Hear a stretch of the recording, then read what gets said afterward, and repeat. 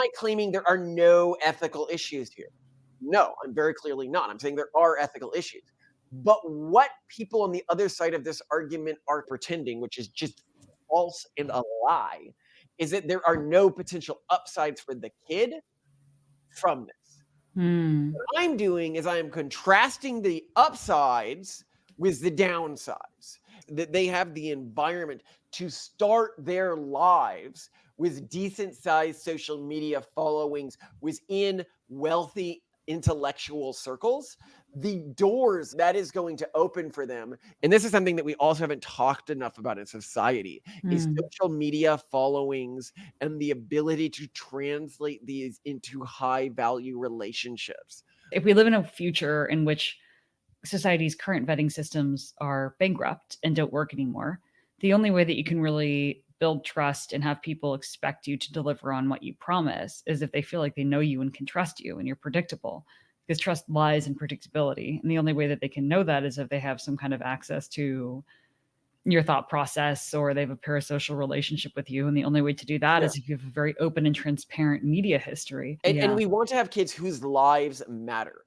If you are afraid of people making fun of you online, your life won't matter Yeah. because you can't do anything publicly. And it's very hard to change the world if you don't do things publicly. Would you like to know more? Hello, everyone. I am excited to be here with you today. Today, we are going to be talking about the ethics of putting children in media and the considerations that need to go into this, because a lot of people might look at what we are doing. We are a very public family. We are in the news all the time these days, which is funny because our channel is medium sized, but not really correlatory to how publicly famous we are getting. But again, just this last weekend, like the big 3-page front page piece in The Guardian, and then a bunch of follow-up pieces to that, and then trending. And so people are like, wow, your kids are in all of these, like in the Vice documentary, right? This little baby right here is in the media because she is in this shot.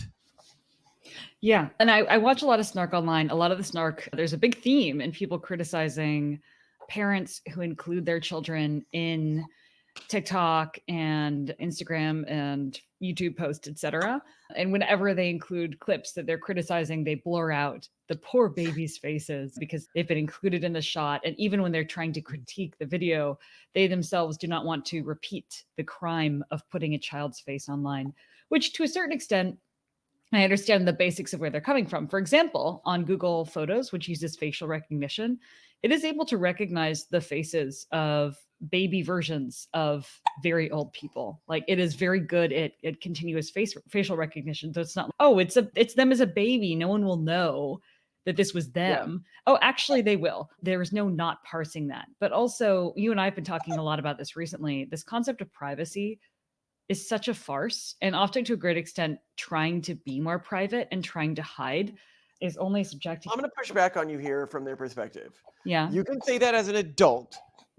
Privacy is a farce to adults, okay? Yeah. Which is because it's very hard to actually both be private and have an impact on the world in this current world. You can be private, but you are sacrificing your ability to impact society by doing that. Yeah. However, and I think that most like sane ethical systems believe some form of social impact is a personal obligation. Mhm. I can see how there could be like hedonist-based ethical systems or like weird ones where like your family is literally the only thing that matters. Yeah. But your family is going to have to deal with downstream consequences of a society you didn't alter. Yeah. So that's silly to me. So as an adult, yeah, I believe that privacy is a silly thing to strive for. But you could keep our children from appearing in any media. Like I could genuinely achieve that in the way that the world is structured today. So why don't I? Okay.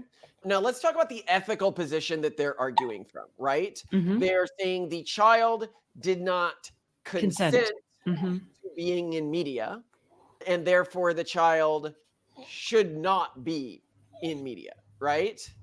Which is a fairly stupid argument. Children do not consent to the vast majority of parental decisions made around them. They do not consent to broccoli. They do not consent to bedtime. They do not consent to exactly many things. Right? So That's just stupid. Like, the consent argument around kids appearing in media is stupid. But they would argue broccoli and bedtime are good for you. Media is bad for But you. that's their judgment. And this is what we're fundamentally going to argue by the end of this video, is that I suspect that the core value source in our society going forwards, especially like accreditation source, with the universities collapsing as trusted sources of accreditation, because I've seen this more and more. Just nobody trusts the universities. Like, they've gone way too far on DEI. They've basically become these extremist cults. Nobody really sees them as a good source of an individual's value anymore. Where do people, and then what about like designer brands? No longer, like, this sort of scarcity around fancy clothes no longer has value anymore. It's what is luxury? What is value today? Because we have now, I think, cross-correlated luxury with signs of this is somebody you should pay attention to, which is the way it historically used to be. The guy who walked into the village with all the beads on him and all the gold on him, what he was showing is, I'm someone you should pay attention to. I am someone you should. Well, really, to boil it down, someone who actually has wealth or luxury has a scarce commodity. And right now, branded luxury goods are not a scarce commodity. A lot of these other things, prestigious university degrees, are becoming less scarce as a commodity. For example, there are a lot of people claiming that they have Harvard degrees because they've gone to a Harvard extension program. They just stretch it a little bit. And other universities have really loosened their admission criteria, right? So carry on. So it's scarce commodities. But in this current world order, it seems to be sorting towards the core thing of value, and the core sign of competence, and the core thing that opens doors from you is subscriber count. Basically, it's how many people are paying attention to you in online environments. Please subscribe. No, but I mean that very seriously, right? I would say it's that, or other means of proving value. Like, I built this thing that created this much in wealth, or I am able to turn this thing into money. So you have to just prove value or prove reach. And I think reach is a sign of proven value. And that's what we're looking at. You can no longer just use someone's vetting or someone else's possessions to get there. Yeah, there are, I would say there are other means, but it's mostly proven reach. If you look at what's the richest person in the world doing with his money, Elon Musk, he's buying Twitter/X, right? He is buying something that gives him control of the flow of information, because that is the key thing of value, especially as we move into an economy with more AI, where human labor has a different value than it did in a historic context, where like human information labor is less important than human creative labor, where creativity isn't defined in the narrow sense it was historically, which is to say around narrow like pictures, which it turns out were just like averages basically, or art, which it turned out was averages, or music, because all of this was very easy for AI to replicate. But nuanced conversation and interpretation of what's going on in a global context, and philosophical and cultural, like the type of information that we are providing people with, or the type of entertainment we are providing people with. We loop our children into this at an early age, and they come out with the large followings basically starting their lives. What people are, from our perspective, arguing against our kids having, right, is it's almost in the last generation, it's like we have prepaid for our kids to go to Harvard, but they also absolutely have to go to Harvard. And you can say, what if your kids don't want to go to Harvard? I'm like, that's a possibility. A lot of people in the world might not want to go to Harvard. Yeah. But on the edge, if I told the kid, I didn't know if you'd want to go to Harvard or not, so I didn't prepay and secure your acceptance, the vast majority of people would be like, fuming. Are you insane? How dare you deny me this opportunity that I had so set in stone for some sort of bizarre, I wasn't sure if you'd want it or not. That is the way that we relate to this concept. So we can look at the counters. This, what if your kids don't want this, right? So you need to look at the actual, because we're very consequentialist in our ethics, what are the actual consequences, negative consequences to our kids for being in media and stuff like that? Well, I can walk through some of that. And I think this is where the nuance comes in that people aren't willing to discuss. And a lot of this is similar to what we saw with corporal punishment, where there's a lot of people who are like, under no circumstances can this thing ever be done. And then on the other end, you have people who take it too far after hearing that it's okay or thinking that it's okay. And there has to be a happy medium. So the top critiques that I hear when people are criticizing this is, one, parents are bringing up subjects that these kids probably really don't want to have their parents talking about. My daughter just had her first period. Now I'm picking up tampons for her, and we're going to go have the talk on how she's going to use them. And as a teenager, maybe that's not something that she really wants to have heard. Or people talk about with 8 passengers. Obviously, Ruby Frank was having conversations with her kids when her kids were even quite openly and verbally signaling that they did not want to have those conversations on camera. So there are instances in which there's active lack of consent. There are instances in which embarrassing things are happening. There are instances in which the kid is okay with it at the time, but in the future, you're pretty sure, like 80 to 90% confidence that that person is not going to be happy to have that video content out there because it's just embarrassing. And then there's the instance or the issue of financial exploitation. And already states, I think like California, have legislation that require parents that are making money from content with their kids in them have to set aside a certain amount of income for their kids. But this is far from universal legislation. And I imagine that many parents that should be compensating their children for the income that they're getting using their children are not doing so and just using their children. So I want to push against all of these points because they're dumb. Go ahead. Okay, so I'll explain why they're dumb. So first, you've got to look at different age ranges and stuff like that. Yeah, absolutely. So suppose industry, the one who's in the shot right now, wants to be a private person when she gets older, within no like normative or logically consistent ethical system, could she be concerned that something that she did at this age is going to be used against her as an adult? Like, what is the effect? What about that girl who tweeted those, the hummus or the girl who tweeted really insensitive and very racially bad things, racist things, and then her father's business was completely shut down? I've forgotten his name. What? Do you think industry is going to be tweeting anything? Are you No. out of your mind? But what I'm saying though is there are instances of kids, things that come. You need to divide by age ranges. Okay. Uh-huh. Anything below, I'd say the age of probably about 6, just isn't going to affect you as an adult. Maybe even the age of 7. Anything below the age of 7, yeah, I'll go 7. Anything below the age of 7, just no one. They're like a 7-year-old. That's that. probably Like, fair. Yeah, and they're probably sane not. People are like that's tweeting fine. anti. And you could be like, what if the kid's walking around screaming racial obscenities or something like that? One, it's more a reflection of the parents than anything. That's more a reflection of the parents. It's going to be a general problem anyway if they're that sort of person. When they're that young, again. Yeah, and whether or not they're online, it is not a problem that their parents made a mistake there. Their parents made a mistake somewhere if that's happening, okay? The point is that under the age of 7 or so, they're just not going to be held responsible for any of their actions once they decide to become private. And all of this stuff can really be disintermediated from their adult identity. So it is largely irrelevant, especially when there is a potential positive for them. Now we're going to deal with the tricky age, okay? And this is the age that you were talking about. Yeah. This is like 7 to maybe 11. Oh, maybe 7 to, yeah, 7 you're to saying 11. tween years, really? I thought it was when that sort of, I would say from 13 to adulthood. No, I actually don't think there's any. So we'll take out the tween years and then we'll just jump to the next age range to explain why it's not ethically complicated. Okay. The sort of, I'd say 11 and up. So let's say 12 and over. These are fully cognitively human things. They can decline consent whenever they want.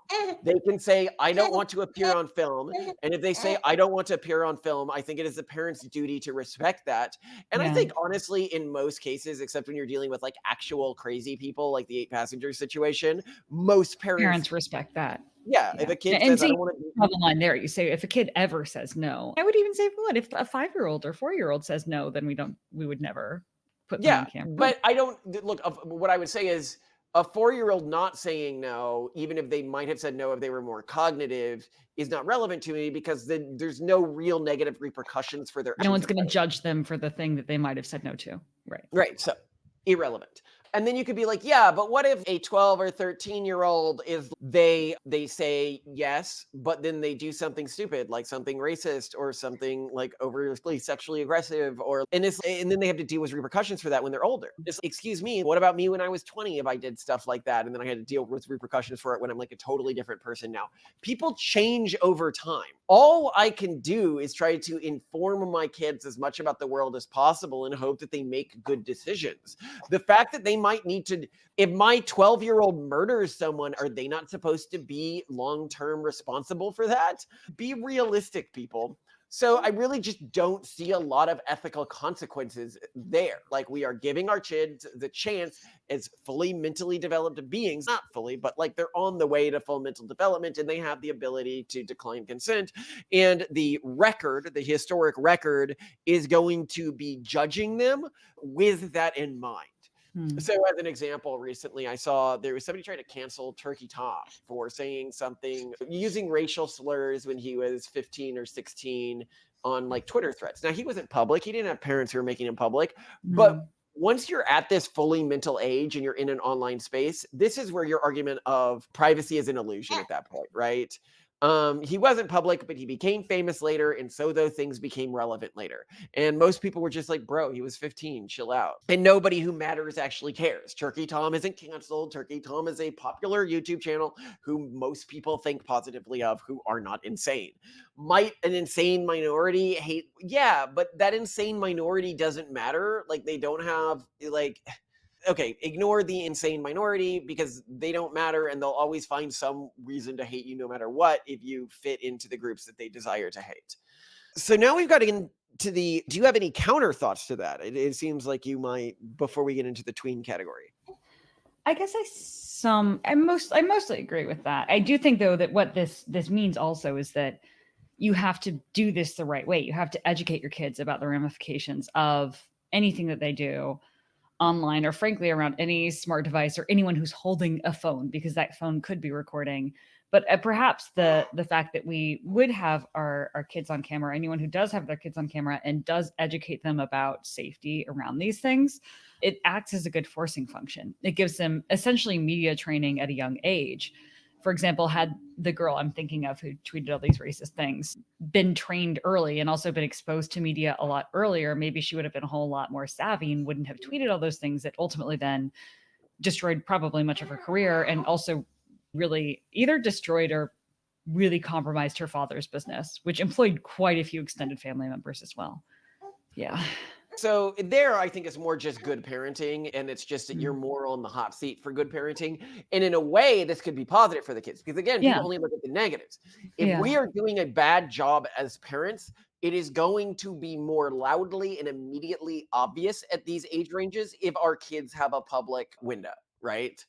Now, I need to look at the of our life philosophy in general, and that we are willing to be subject to criticism, and we believe that's the right way, is that if you're wrong, you want to know that you're wrong. And so the idea that so many people are trying to hide anything that might be criticized about their lifestyles, their beliefs, how they raise their kids or their kids' lives, that they're trying to hide that from any potential criticism, means that if they are doing something wrong, they're probably not going to correct it, which is a pretty big deal. And so I like the idea. So we get to know a lot sooner, and the public gets to know a lot sooner. Are we bad parents? You don't have to wait until our kids are adults to know that. You'll find out pretty soon, I think, because we do plan to keep our kids in the media spotlight, and I do plan to, with this podcast, as our kids develop more cognizance, bring them into the podcast when they want to participate.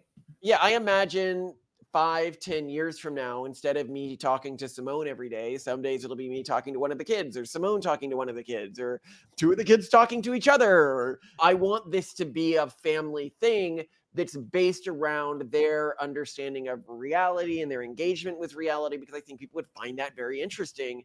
And I think they'd find that very interesting as a historic record of their development of ideas and stuff like that. We'd keep it focused. It wouldn't be like a normal parenting podcast. I'm not interested in you guys seeing like how awesome of a dad I am by like following me around and making sure I'm punishing them correctly and making sure I'm doing like a lot of the parental bloggers. No, I can see a secondary YouTube channel that's just Octavian and Torsten. They already have very interesting conversations. Yeah, I'm much more interested in the philosophical development of my kids and their development in terms of self-narrative and how they think about reality in the world. I Yeah. think that's more interesting, and I think that our audience would find it pretty interesting.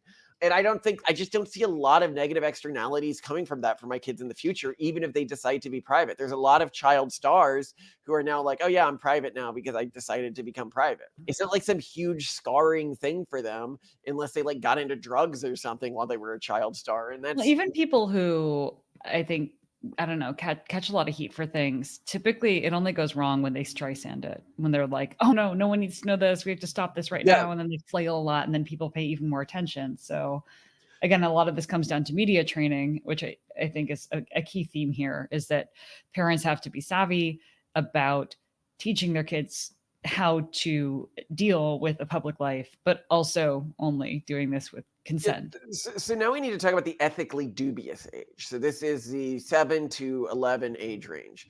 When kids are cognitive enough to do things that can cause long-term repercussions for them, and they are also in hierarchical social environments where things that they do privately, they may not want shared, Mm. but they may not have the ability to be able to tell their parents, "I don't consent to you sharing this information." Hmm. Whether it's first puberty or something like that. Like we would always just have a rule. If you're going through something and you just don't want us to share it, just say, "I don't consent to you sharing this specific Yeah. thing." At that age range, I can understand where some concerns come in, but again, not really. So I'll explain why they're not really enough. Okay. It's where you get this a little blurring of the slider of, but they didn't know at that age range that Y would have those consequences. Okay. And I think that we are entering a generation where because of the consequences of doing something like going online and yelling a bunch of racial slurs or like sexually aggressively approaching someone can be as severe to a person's long-term like employability as them as an 11-year-old taking a knife and stabbing their little sister. Mhm. We need to teach them that those consequences are that severe at a very young age and make sure that they internalize that, and it's more of a, I think people who want to keep this pure privacy at this age are more people who are just not about parental responsibility in terms of them teaching kids like proper social boundaries, because even without us, if they're on a Discord or something like that and they do something insane, like there's still consequences for it, and people can be like, they chose to be on those social media channels, they chose to be on that Discord or that Twitter or that YouTube channel. It's not really. All of these things have addiction-based algorithms or those TikToks, right? That have Mhm. sucked them into them. Did they really choose them? No. It's a combination of their parents and their environment and their, so again, I'm just not really concerned. And this is where you get to the downside. Am I claiming there are no ethical issues here? No, I'm very clearly not. I'm saying there are ethical issues. But what people on the other side of this argument are complaining or pretending, which is just false and a lie, is that there are no potential upsides for the kid from this. Mm. What I'm doing is I am contrasting the upsides with the downsides and the probabilistic relation our kids will have to those upsides and downsides. Okay. So when I look at my kids coming out of this, that they have the environment to start their lives with decent sized social media followings within wealthy intellectual circles, the doors that is going to open for them, it's just so obvious to me. Then you go look at who's, even though the podcast is okay, like we do like 1,300 hours a day or something at this point. We've got about 55 people watching us at any given time at this point, day or night. If you just look at what's the average probability somebody's watching our channel, and this is just on YouTube, and we distribute through other channels. But so this isn't a huge number, but what's the demographics of this number? Because we know, because we interact with a lot of them. It's venture capitalists, it's campaign operatives, it is academics, it is, this channel just does not appeal to like your average person that much. And it is the type of people who, one, my kids can source good career opportunities from that will get them a huge leg up in life. But Two, and I think that this is really important, that they can serve as partners through. And this is something that we also haven't talked enough about in society, is Mm. social media followings and the ability to translate these into high value relationships, which I think is going to be when our kids are like, yeah, I really appreciate that you were able to hook me up with a spouse through this network that you spent the time to build. But yeah, and I want to create something that is a clan-based network or channel or something like that, so that my kids, right now, we're trying to build it so that we get a TV show made on our family. And we're in talks with a lot of people that I can't talk about.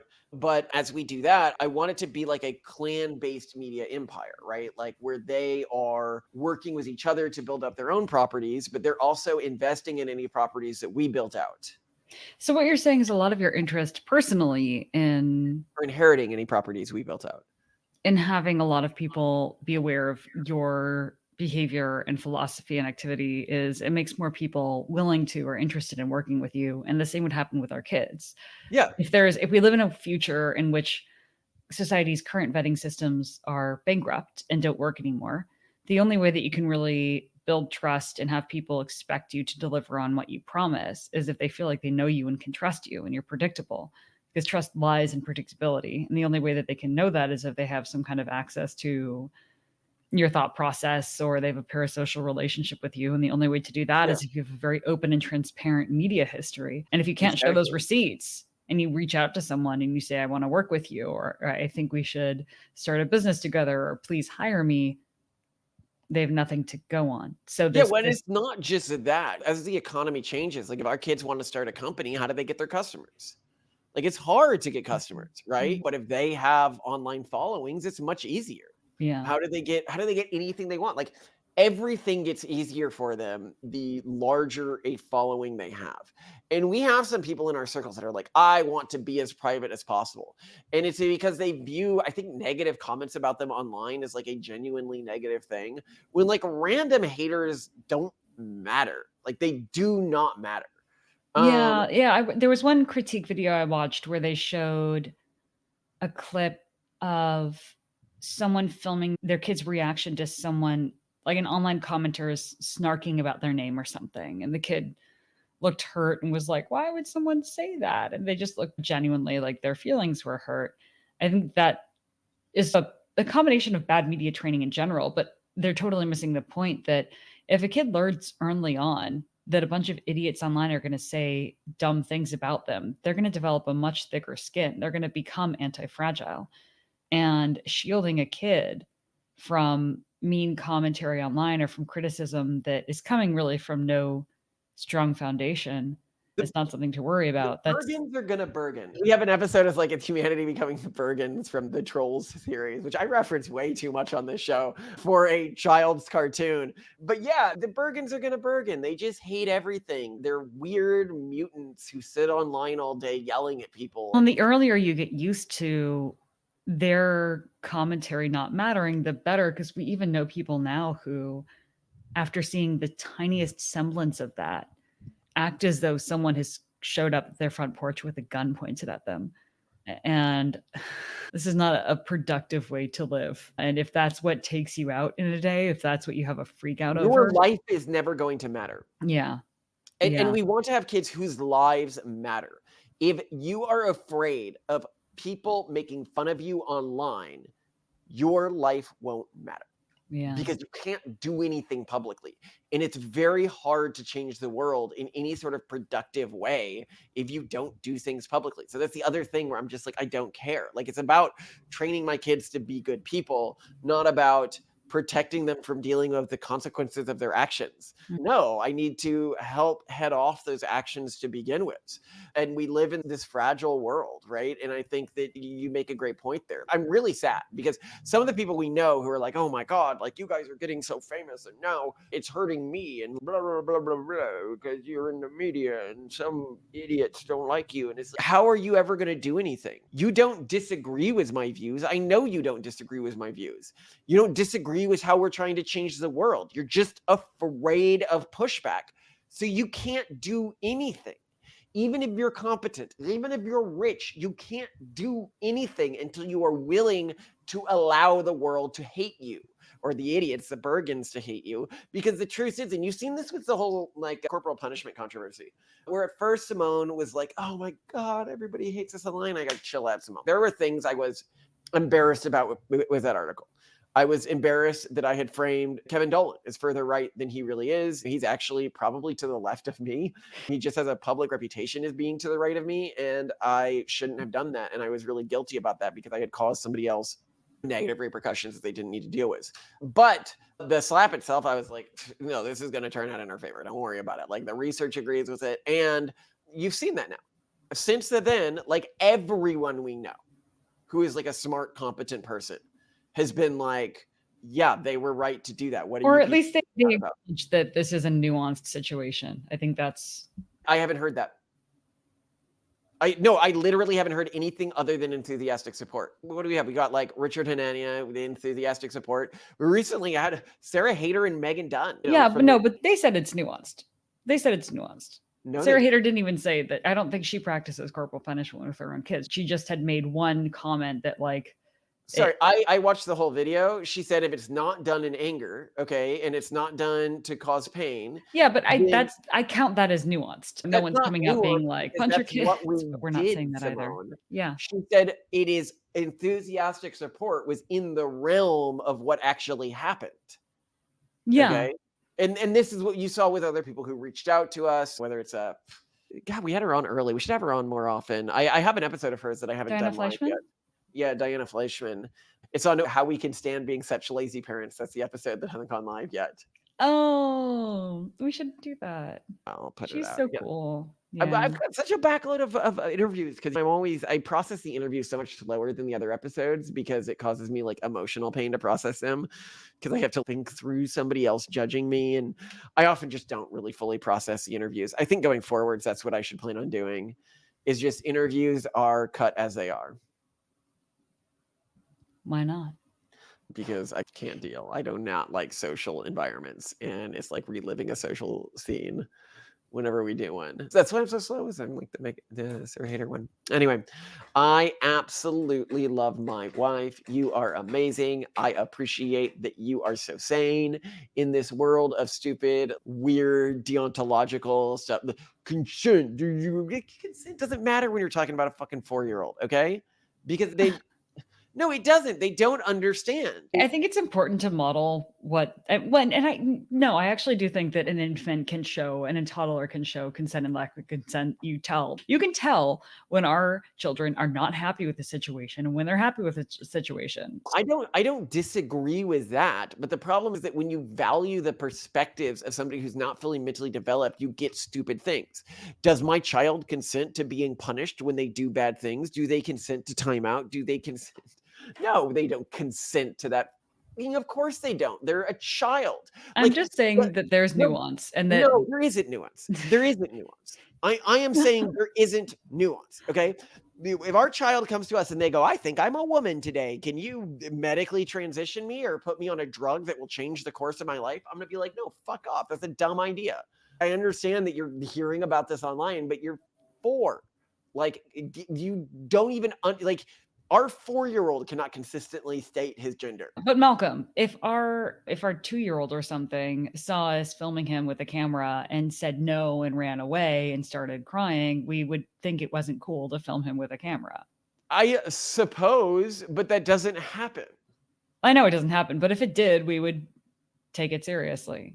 Yeah, we take it seriously, but I'm just saying it doesn't happen. So it's not within the realm. I guess there might be some kids that are afraid of the public seeing them, but our kids love it. Yeah, that's our fortunate reality.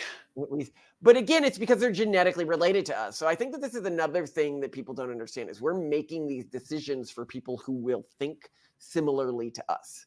And you keep that in mind for all these influencer fame whores as well, who are fame whores like us, that these people have children who are probably at least a little bit like them. And yeah, but the problem with a lot of the fame whores, and I'm saying that they're in a more ethically questionable scenario than us, is they use their children to augment the way the public sees them.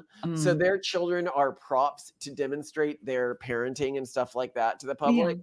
Whereas our children, like the point of all of this is our children, the point of developing the school is our children, the point of everything is giving our children the best shot possible. Yeah. And we are developing like an intellectual conversation brand, which is very different from the brand that a lot of people are developing. Is like the only negatives to our brand is that it's weird, and the kids can even leverage that in their early social media days if they want to go against it. I hate what my parents did. It's horrible. What a great way to get sympathy and build up a lot of followers in your early days, right? Like, Mhm.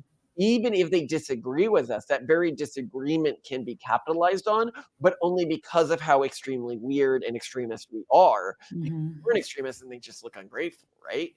You got to create an environment where even if they hate you, it's positive. Yeah, and you can't skew things. There are famous examples too of YouTubers who, I don't know, their dog is dying or something, and then they are filming in the car, and the parents coaching their child on how to look more devastated. So I think a lot of it also comes down to being genuine. I love it. All right. Have a good one, Simone. You Bye, are a Malcolm. spectacular woman. We're going to be talking about, we're having a call for the Natalism Conference too. For anyone who missed the first one, be sure to check it out on the website. December 6th and 7th. See you there. Bye-bye. Oh, We is have to this a go. call or a video? It's a call. It's a video call, so stay here. Not stay here, but get on the video call. Wait, let me check. Hold on. Let me check. Yep, it's a Google Meet call. Join it. It's in your calendar. Sorry, I was deleting angry Facebook comments. What? What No, happened? Facebook just seems to bring out like the lowest of the low in terms of haters. No, Twitter is pretty bad. Twitter's pretty I bad. appreciate that you engage with Twitter to protect me. Thanks. Hold up. There you are. You have my social media comments? Yeah, right here. Oh, that's nice. Oh, great. This is all the Twitter comments? Yeah. Oh, Kyle! You thought me having someone edit my social media would make me look stupid? People are actually really stoked on me now. It's a pretty brutal job sifting through all that darkness. Instagram's just funny because now the theme is every time I post something, Gesundheit. Oh, Gesundheit. People just say, you know, it's always, oh God, his face is red. Was he just slapped? Or, oh, do you slap him for being adventurous or not adventurous enough? They'll just find some. You gotta theme be of like a either- little bit of both. Yeah, yeah. Well, yeah. No, always. I would love to post the Venezuela meme there. This is outrageous. You shout like that, they put you in jail right away. No trial, no nothing. You're playing music too loud, right to jail, right away. You're driving too fast, jail. Slow, jail. You undercook fish, believe it or not, jail. You overcook chicken, also jail. Undercook, overcook. Such a good clip. Parks and Rec is so underrated. It's actually not underrated as a show. It got the attention it deserved, I think. Hey, Octavian, what's the name of the island? Yeah, you called it Hanger Bob.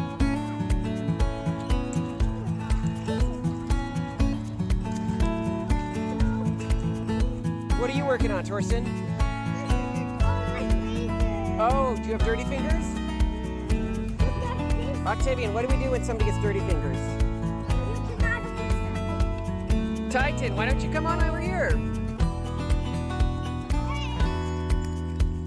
Hey, what you doing, Octavian? You helping push the boat? What about you guys? What are you up to?